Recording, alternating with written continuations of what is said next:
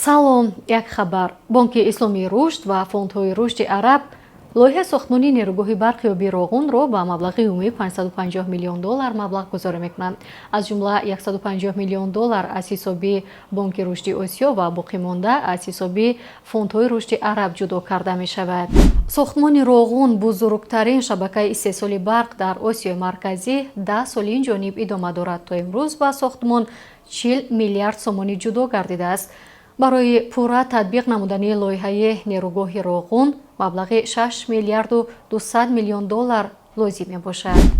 иқтидори муқарраршудаи Неругоҳ 3600 мегаваттро ташкил медиҳад. пас аз пурра мавриди истифода қарор гирифтан, Роғун метавонад аз 13 то 17 миллиард киловатт-соат дар як сол барқ истеҳсол намояд. Кӯдак таб дораду тамоми шаб намехобад, пас ба кӯмаки шумо Пардифен Бэби мешитобад.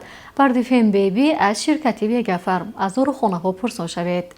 хабару маълумоти бештарро дар телеграм канали Азия Плюс мутолиа кунед.